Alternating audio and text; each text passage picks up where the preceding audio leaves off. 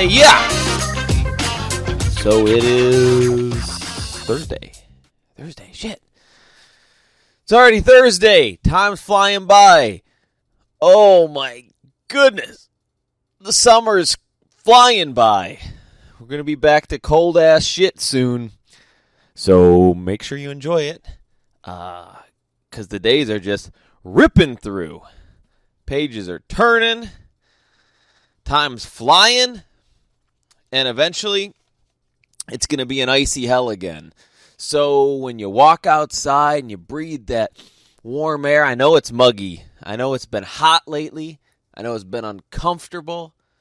But fuck, come on, it's way better than cold. Is it not? It's way better than fucking cold. You don't get slapped in the face when you go out in the warm weather. When you go out in the cold weather, it's like being smacked. It's being smacked. That's my leg, by the way, because I am doing this podcast in my underwear. That's right.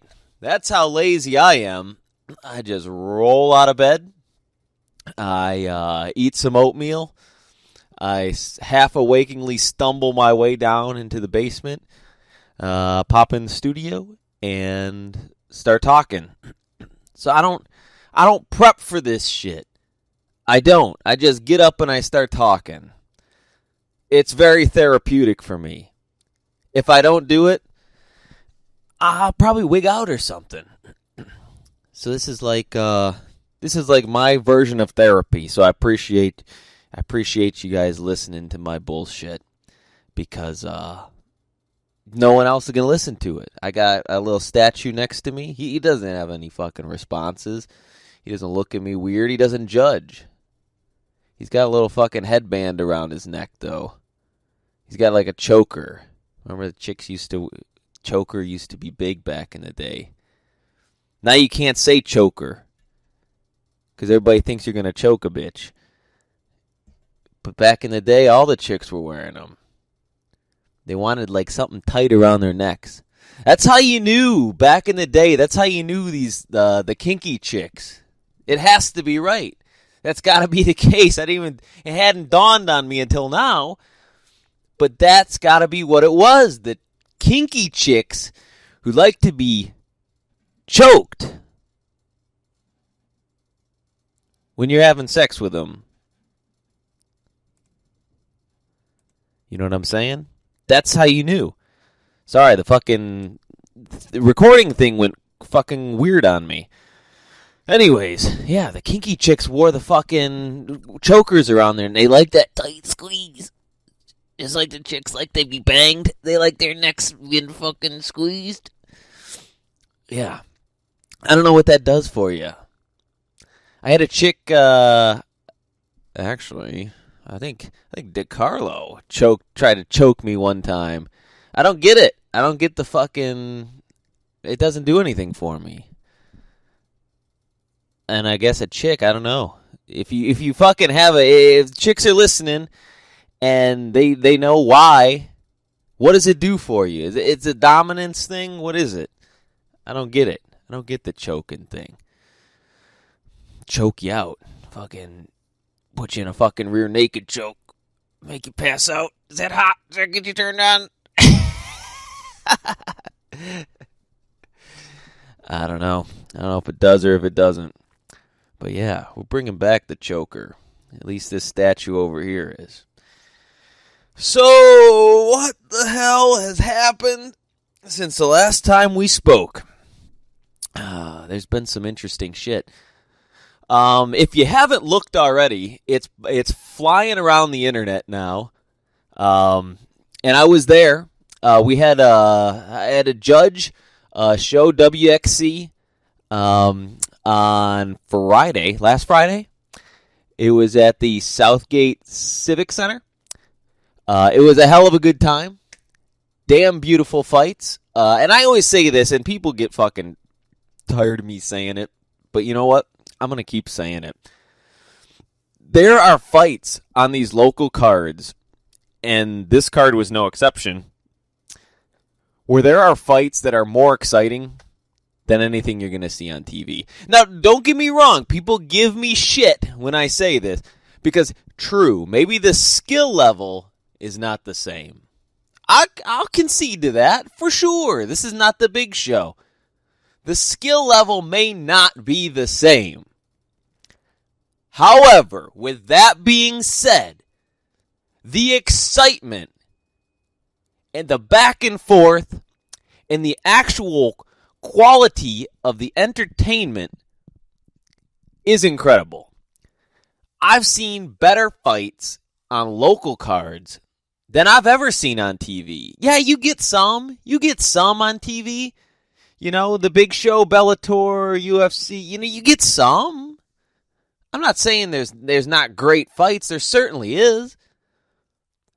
But these local shows, dude, I have yet to be disappointed.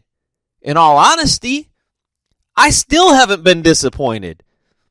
There's something on every card, and WXC Friday night was no exception. It was more than some. There was a gang of good-ass fights. Back and forth fucking wars. Down to the wire type of shit. So get out there and support the goddamn local MMA scene. Because you know what?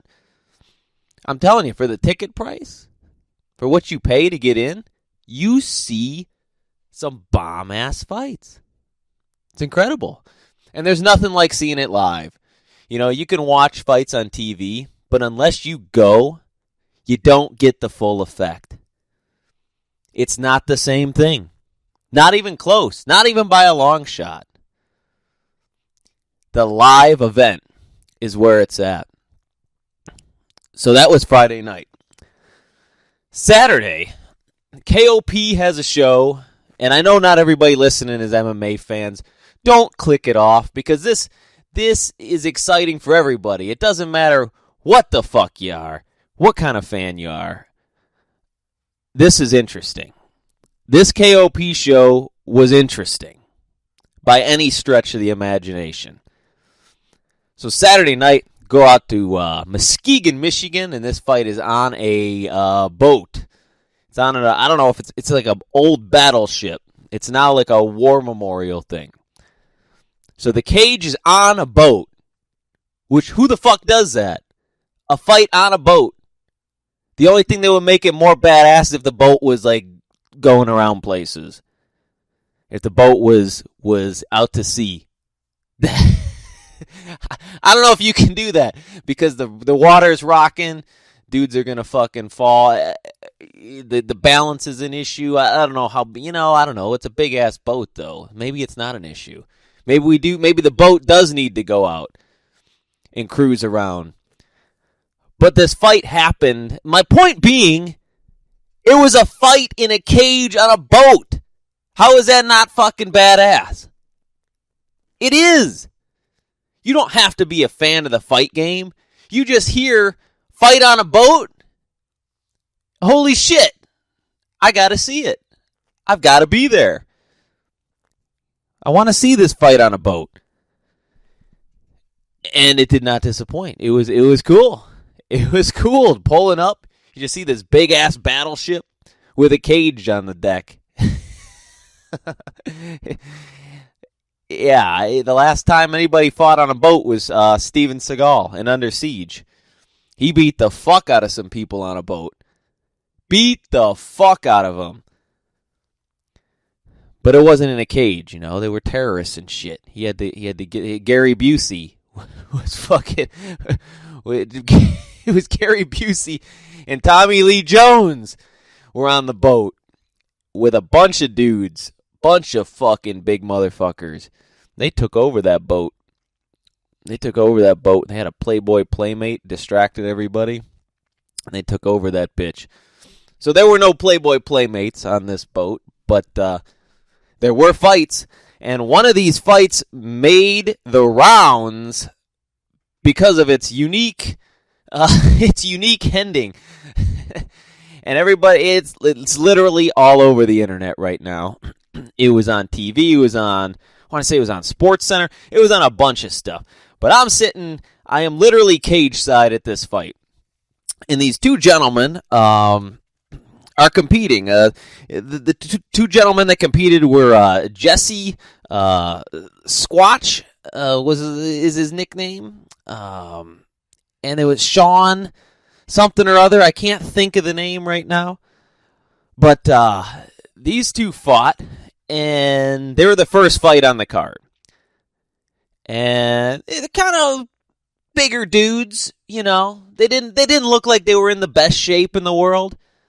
But sometimes, you know, it surprises you at MMA shows. You oftentimes see guys, they may not look in great shape, but they're in phenomenal shape. You probably see those guys at the gym too, and I always see them like marathon running. You see like these big dudes, you're like, oh, this motherfucker doesn't look like he's in shape. He's fucking running a marathon, and he's breezing past motherfuckers. It's like he's on a different operating system. So sometimes you see that where these guys they look out of shape, but they're in shape. They're out of shape, in shape guys. That's what we'll call it.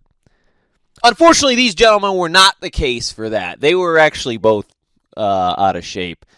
And I don't know how it happened. You know, so I'm not blaming these guys. Maybe they're in shape at other times. This time they were not. By the time the first round, before it was over, both guys were exhausted. I'm talking hands on the knees, heaving type of exhausted. And it's hot, you know. It's outside. So it's not really the same conditions as maybe. So maybe that had a role in it. And I feel like I don't want to make excuses for people. I don't want to come out with the excuse wagon here. But I feel like they could have been in could have been in a little better shape. That's just my opinion. But they weren't. So, you know, one of the gentlemen was kind of he was sticking him a little more than the other guy. You know, he was definitely had the edge. He definitely had had that round. But both of them, you could tell. It was just, the gas was fucking gone. It was gone back in probably the first minute of the first round. And once that gas is gone, it's gone. You know, you're not going to recover that quickly in a fight when you are that gassed. You know what I'm saying? It's not like you don't get really a second wind when you're that fucking guy. When you're heaving and you got the hands on the knees and you're avoiding engaging with the other person. When you're that gassed, I don't think it's coming back. It's kind of like that was the tank. The second wind happens somewhere there in the beginning, and the tank is empty. So after these guys go, I can't remember shit if it was the second or third round where this happens. So they're going again, and the action is real stop and start. You know, it's staggered. You know, there'd be a couple punches, and then both of them would break away and heave and gasp and and avoid getting back in there, avoid engaging, and then eventually the Squatch kind of looks up with this peculiar look, and he's kind of frozen, and he does the shoulder heave, or whoo, you know, it's coming. And then it goes, and he pukes all over the fucking cage. Just all over the fucking place.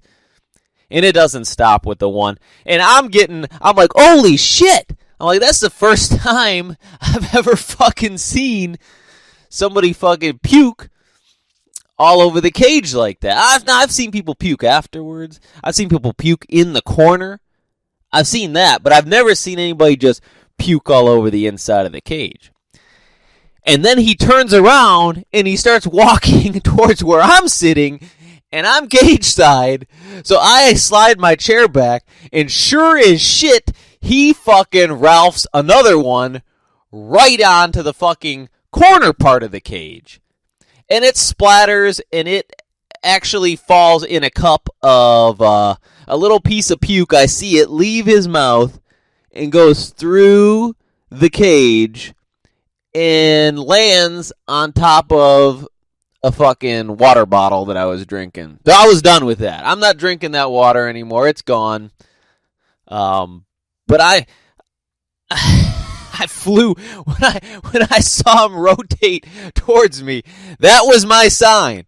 That was my green light to where I said, I'm the fuck out of here. And I slid back. And of course, it's those chairs that they're like folding chairs. So they don't roll. And on this deck of this ship, they definitely don't slide. So I almost flipped my ass backwards onto my fucking head, trying to slide that fucking chair out. Because I knew, and you know, that look that somebody, when they're about to puke, they do the shoulder shrug. It's the the shoulders, they roll forward, they kind of pop up, and it's that I'm holding it in, but I can't hold it in. And you know how it is. When you're about to puke, you can't not puke, right? Like, have you ever, like, stopped yourself from puking? Is that even possible? Like, once it's past that point of no return, it's, you know the point of no return I'm talking about. It's like you can kind of stifle nausea. You know, you can kind of like, you take some deep breath. I'm going to make it through this. Not in front of these fucking people. Everybody's fucking looking at me. Do they know I'm about to puke? Shit. I've lost confidence. I'm going. Then there goes the puke. There it goes. So once it hits that point of no return, it doesn't matter who the fuck's watching. And actually, when you're about to be sick, when once it hits the point of no return, you also stop giving a fuck, right?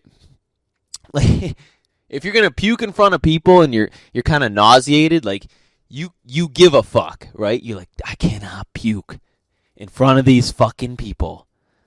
Yeah, I can't do it. Whatever I gotta do, keep it down, right? You're concerned about everybody seeing you get sick. But once it hits the point of no return, there's a switch in your head that goes, give a fuck, let me rotate that to not give a fuck anymore. And you could give a fuck less if you puke in front of all these people. Once that point of no return hits, the puke's coming, you just accept it. You go, you know what? I'm out. I'm sitting. This puke's coming. I don't give a fuck. Here it goes. And that's what happened to this guy. And you know what? I got to give the fucking guy props because he fucking stood in there and he owned that shit. He didn't fucking run out of the cage and say, oh, I'm fucking sick. I can't fucking do this. He owned it. Motherfucker owned it. He stood there and watched those guys clean up that fucking puke. And you know what? I respect that. I fucking respect that. When you just say, fuck it, this is what happened. I don't give a fuck. I went in there and I fought. Half of you motherfuckers sitting around here wouldn't do it, but I got in there and did it. I may not be in the best of shape, and I'll fucking puke in the ring. I'll puke in the fucking cage. That's what he said. And I respect that shit. I respect the hell out of it. So, God damn it, Squatch. I'm a fan. I don't give a fuck. Whenever you're on the card again, I'm watching. I'm coming to watch. I don't give a fuck. It was a hell of a show of heart and not giving a fuck. Those two things. You just go till you puke. I'm sure he did. I'm sure he felt the shit coming on. And you know what? That's okay. So that was fucking Saturday. And that shit's been making the rounds. Because apparently it hasn't happened that often. And Squatch did it. So fuck it. He's got a goddamn record under his belt here. So, Squatch, God bless you, buddy. Oh, man. Good-ass weekend. Good-ass weekend. You can't ever complain when you can go watch some fights. You can't. I mean, good or bad, they're great. And that show is no exception. Had a lot of good fights on that card. A lot of back and forth. A lot of good knockouts. KOP. It was a good fucking show, and it was on a boat. How can you not have a good time? It's on a boat. Fuck. The lake. You see the water. It was bike week.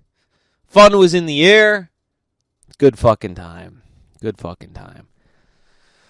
Oh, the shit that drove me crazy this week is I had some issues, partners and I, with with building inspection.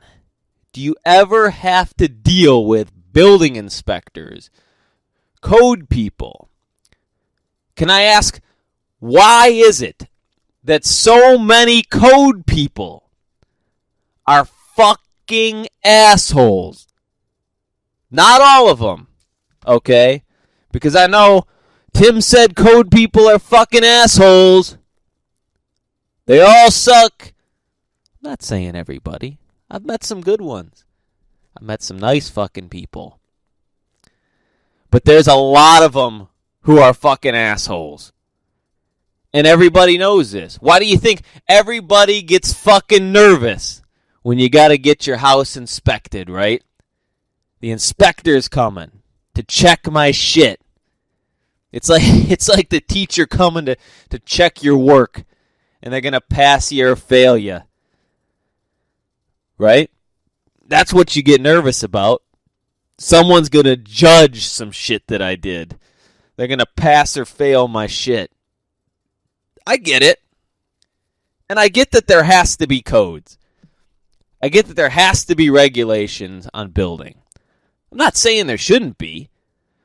I'm just saying, what the fuck are you so goddamn angry about? These fucking code guys, they come out here and they fucking look at something and they get pissed at you.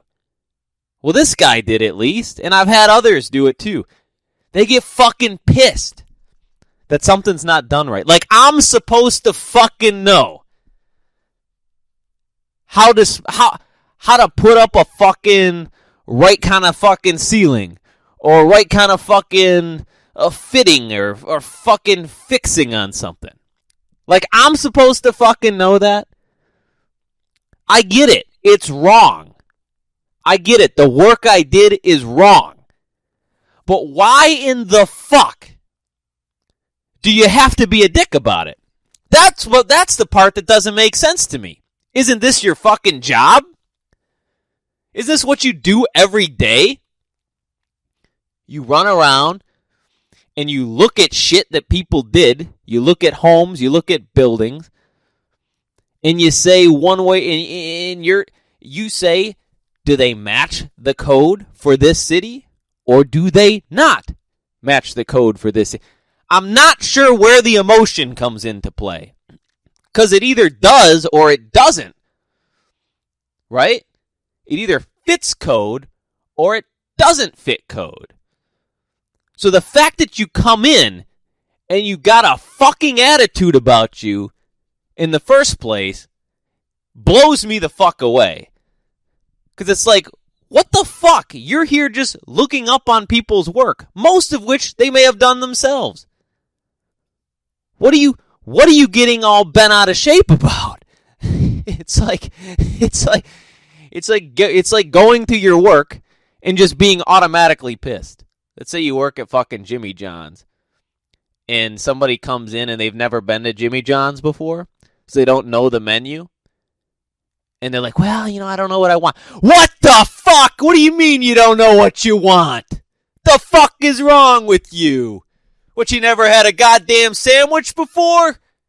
You never had a fucking pickle? What an asshole. What are you, fucking stupid?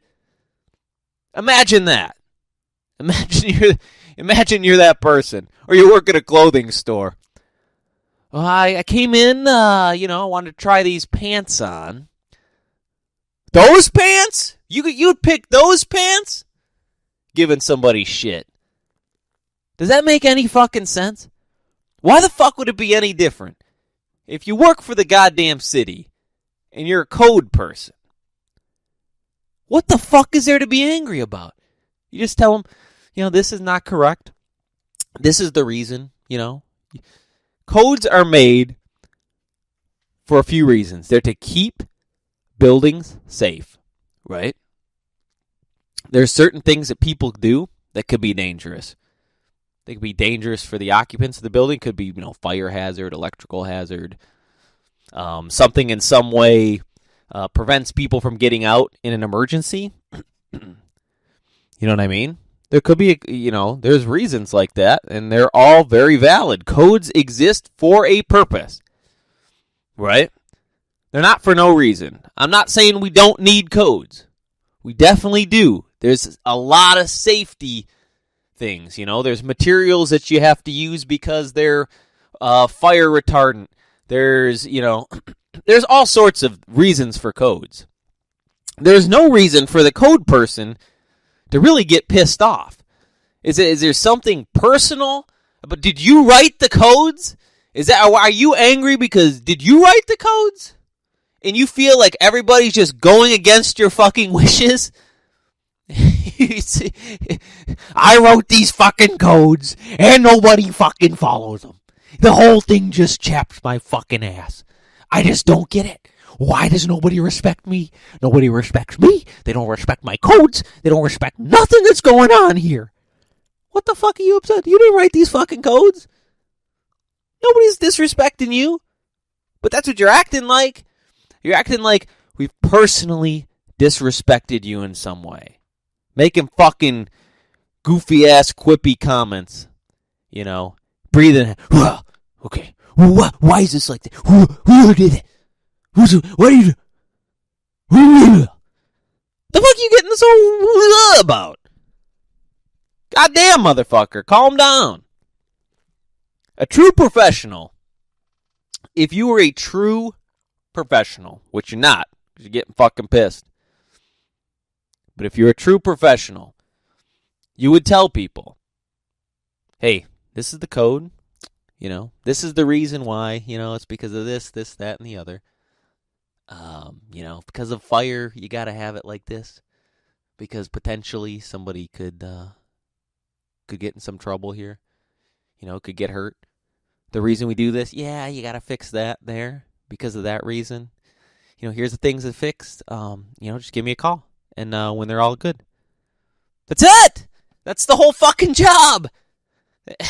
I don't see a reason within that sphere that you need to get pissed off at anything. Okay? Because either you're passing it, right?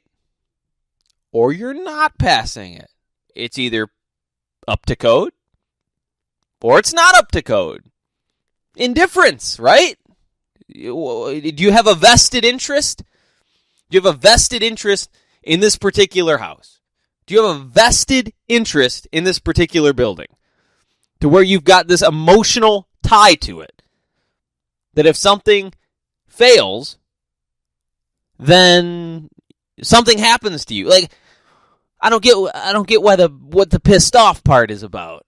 Where's the frustration coming from? You're just coming in, which is your job, looking, which is your job, and writing down any infractions, which is your job, and telling people they either can occupy or they cannot occupy based on the findings. You're just recording the information. That's it. There's no emotional stake to it. It makes zero fucking sense. What do you have to be pissed about? But so many of them get pissed. It's the most bizarre thing in the world to me. Your life must be super fucking shitty if every day you're pissed. You can't be pissed every day. How bad are things? You need to get out of the business. Dude, if your job causes you to be that upset to random motherfuckers, you gotta find something else to do, my man. You gotta figure something else out. Because this is not for you. You shouldn't be going through life day to day where you're angry at random strangers. You just shouldn't. You just shouldn't. It's an indifference thing. You're just looking at shit. You're just looking, hey, this shit is wrong. It doesn't match the code. That's it. I mean, here's the shit. This is what you gotta do to fix it. That's it. There's no pent-up frustration there. That's what your job is. And if they don't get it right and you come out again and it's still not right, again, that's your job to come back out and look at shit. And if that upsets you, then go the fucking get a new goddamn job. Jesus fucking Christ. It's the goofiest shit I've ever fucking heard of. And that's been driving me crazy all fucking week. Just thinking about that shit, because I don't understand it. It doesn't make sense to me. You think you'd want to be as happy as possible. You think your job, although perhaps mundane, if it's a little frustrating, it's called act like a fucking professional. Everybody gets frustrated at their jobs. Okay? They don't all go off on people. It's just, if people weren't getting things inspected and weren't buying fucking shit and increasing the tax base of the fucking city and paying for the inspections, then you wouldn't have a fucking job. So don't get so fucking bent out of shape. It doesn't make any fucking sense. Relax. Relax. Relax and breathe. Relax and breathe and enjoy the rest of the fucking week. I'm out of here.